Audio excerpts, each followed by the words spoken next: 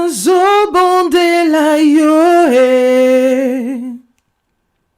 Yahweh mokokisi ya bilaka na ye nazobondela yo Yahweh mokokisi ya bilaka na ye Papa yonde olobaki bilaka na yo kokokisango nazobondela yo Yahweh Papa yonde olakaki bilaka na yo kokokisango nazobondela yo Yahweh, Alléluia.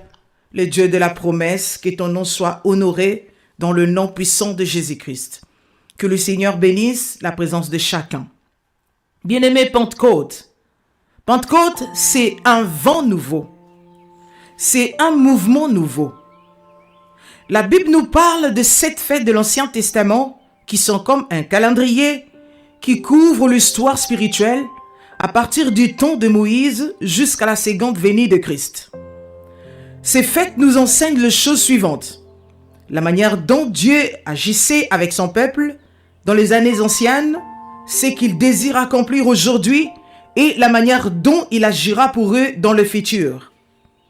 Vous savez, ces fêtes écrites dans la Bible représentent l'horaire des actions de Dieu pour ses enfants et pour l'humanité. Le fait de l'Éternel nous aide à comprendre quelques réalités spirituelles accomplies dans la période du Nouveau Testament de l'Église. Dans l'Ancien Testament, ces réalités étaient décrites symboliquement par des actes de rites religieux. Bien aimé, ces fêtes parlaient d'une manière prophétique des actions futures de Dieu. Les fêtes dans la Bible ne sont pas seulement des occasions de réjouissance, mais plutôt des occasions sérieuses et importantes par lesquelles les enfants de Dieu devaient honorer l'Éternel à cause de leur relation avec lui. Très important. Dans l'Ancien Testament, la Pentecôte était un souvenir du don de la loi et les autres événements sur le mont Sinaï. Elle est appelée aussi la fête de la moisson, parce que c'était une occasion par laquelle Israël venait devant l'Éternel en guise de reconnaissance après une année de travail. Elle avait un aspect historique. Comme je viens de le dire, la Pentecôte célébrait dans l'Ancien Testament les événements du mont Sinaï. Exode chapitre 34, le verset 29. Moïse descendit du mont Sinaï en tenant les 2 tablettes de pierre qui constituaient les documents de l'Alliance. Il ignorait que la peau de son visage brillait à cause de son entretien avec Dieu. Bien-aimés, vous avez vu là où l'inspiration des tablettes est sortie? Vous devez savoir que c'est notre Dieu qui est le maître de l'inspiration. Ah oui. Grâce à son expérience de la Pentecôte, Moïse put passer beaucoup de temps à contempler l'Éternel. Comme résultat, son apparence devint un reflet de la gloire de Dieu. Bien-aimés, dans Actes chapitre 2, le verset 1 à 4, la Bible nous dit ceci. Quand le jour de la Pentecôte arriva, les croyants étaient réunis tous ensemble aux mêmes endroits. Tout à coup, un bruit vint du ciel, comme si un vent violent se mettait à souffler, et il remplit toute la maison où ils étaient assis. Ils virent alors apparaître des langues pareilles à de flammes de feu. Elles se séparèrent et elles se posèrent une à une sur chacun d'eux. Ils furent tous remplis du Saint-Esprit et se mirent à parler en d'autres langues, selon ce que l'Esprit leur donnait d'expliquer. Bien-aimés, après la résurrection de Jésus-Christ, les disciples attendaient à Jérusalem les promesses concernant l'Esprit Saint, et cela se réalisa. Vous allez remarquer que la Bible parle d'un vent qui annonçait l'arrivée du Saint-Esprit. Bien-aimé, le vent symbolise la vie, la puissance, le mouvement et la force. Actes chapitre 17, le verset 28 nous dit ceci. Car en lui, nous avons la vie, les mouvements et l'être. Oui, bien-aimé, c'est au travers de la puissance du Saint-Esprit que nous existons. Oui. Le jour de la Pentecôte, le disciple de Jésus-Christ étaient tous ensemble dans un même lieu. Bien-aimés, ils sont restés fidèles au lieu du rendez-vous, à Jérusalem. La Bible nous dit 120 personnes consacrées qui attendaient l'accomplissement de la promesse. Actes chapitre 1, le verset 4 et le verset 14 à 15. La Bible nous dit c'était un petit groupe d'individus consacrés à Jésus et ils avaient sacrifié leurs propres ambitions afin de pouvoir faire partie du projet du Christ. Dans un commun accord, ils se présentaient au Seigneur et ils étaient prêts à payer le prix pour s'identifier avec lui, avec Christ bien sûr. Bien aimé, cette puissance promise dans Actes chapitre 1, le verset 8, si nous voulons en faire l'expérience, nous devons payer un grand prix. Tu veux le savoir? C'est l'abandon complet à la direction de notre Seigneur Jésus, afin de pouvoir le servir. Marc chapitre 1, verset 18 nous dit ceci. Aussitôt, ils laissèrent leur filet et les suivirent. Bien-aimés, le Saint-Esprit est une puissance. Vous allez remarquer qu'après la résurrection, Jésus trouva ses disciples enfermés derrière une porte barrée parce qu'ils avaient peur. Dans Jean chapitre 20, le verset 19, la Bible nous dit ceci. Le soir de ce jour qui était le premier de la semaine, le porte du lieu où se trouvait le disciple était fermée par la crainte qu'ils avaient de Juifs. Jésus vint et debout au milieu d'eux, il leur dit que la paix soit avec vous. Bien-aimés, il avait compris qu'ils avaient peur. Jésus leur dit, bien-aimés, ne vous en faites pas. Vous allez recevoir une puissance. Vous n'aurez plus peur. Vous n'aurez plus peur de parler de moi. Et le jour de la Pentecôte, cette promesse s'accomplit. Bien-aimés, et qui était dans un lieu où les portes étaient toutes fermées, bien-aimés, ce jour-là, je parle du jour de la Pentecôte. Je parle du jour de mouvement du Saint-Esprit. Les portes se sont ouvertes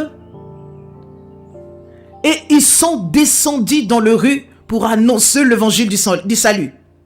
Bien-aimés, même le vieux Pierre, qui avait régné le Seigneur Jésus devant une petite fille, par peur d'être arrêté, lui aussi était rempli de cette puissance.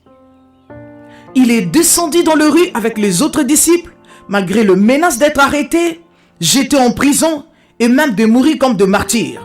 Ils sont descendus dans les rues. Et vous allez remarquer que leur prière et leur langage ont changé après la manifestation de la puissance du Saint-Esprit. Bien-aimés, je suis en train de parler de vent du Saint-Esprit. Je suis en train de parler de mouvement du Saint-Esprit. Bien-aimés, la Bible nous dit ceci. Dans Actes chapitre 4, le verset 29 à 30. Et maintenant, Seigneur, sois attentif à leurs menaces et donne à tes serviteurs d'annoncer ta parole en toute assurance, étends ta main pour qu'ils se produisent de guérisons, des signes et de prodiges par le nom de ton saint serviteur Jésus. Bien-aimés, je viens de dire tout à l'heure que leur langage et leur prière ont changé parce qu'ils ont reçu un mouvement nouveau. Le vent de la Pentecôte change de vision. Vous savez pourquoi? Parce qu'il est venu nous recharger d'une énergie positive. L'attitude de Pierre a complètement changé. Il est rempli de sagesse. Vous allez remarquer qu'il est le premier à parler le jour de la Pentecôte. Et il s'est montré plein de courage.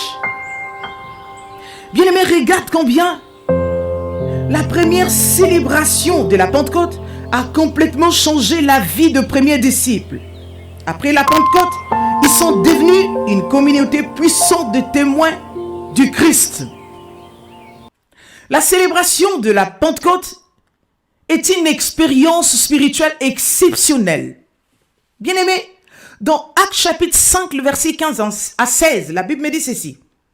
On a porté le malade dans les rues et on le plaçait sur les litières ou des nattes afin qu'au moment où Pierre passerait, son nombre au moins puisse recouvrir l'un ou l'autre d'entre eux. Une foule de gens accourait aussi de localités voisines de Jérusalem. Ils apportaient de malades et de personnes tourmentées par des esprits mauvais. Et tous étaient guéris. Bien-aimés, le mouvement du Saint-Esprit, un vent nouveau. La Pentecôte, c'est le mouvement du Saint-Esprit en action. Vous savez, quand le Saint-Esprit descend, entre dans la vie d'une personne, c'est pour la transformer par son œuvre libératrice.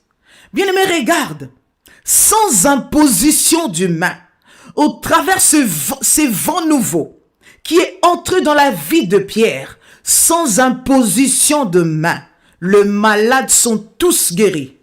Waouh! La Pentecôte, c'est aussi la fête du baptême de feu.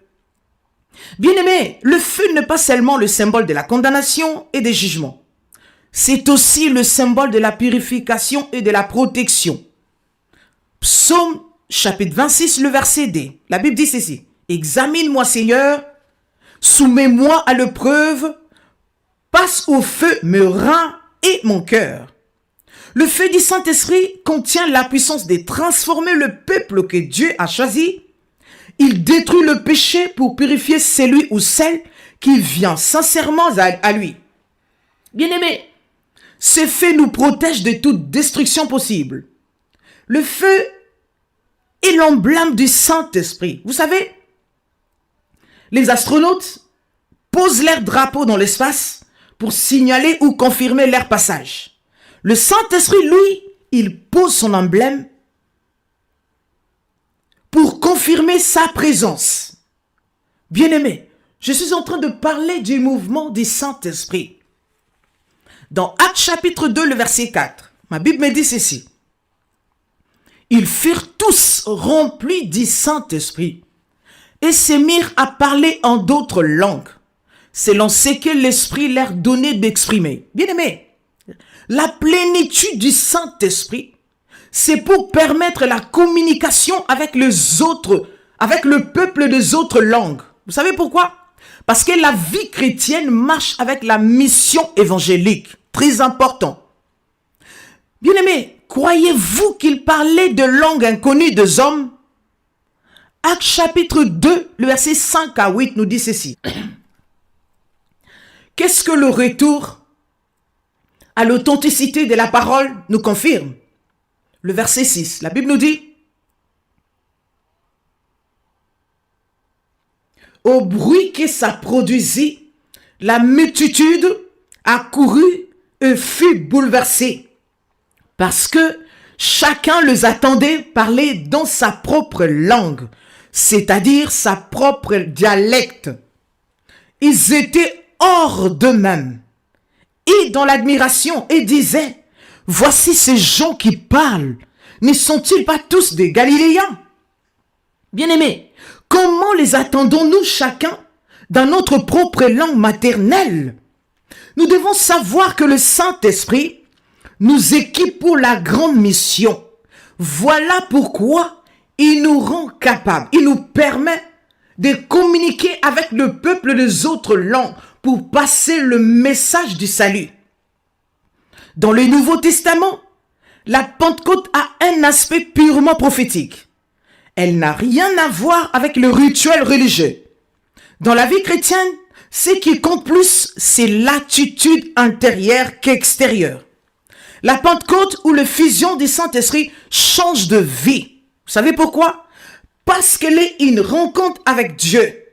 Bien-aimé, toute rencontre avec le Tout-Puissant nous transforme en son image. Des Corinthiens chapitre 3, le verset 17 à 18. Elle exige la pureté du cœur. Bien-aimés, la Pentecôte est la restauration de plusieurs vérités doctrinales qui étaient perdues pendant des temps écoulés.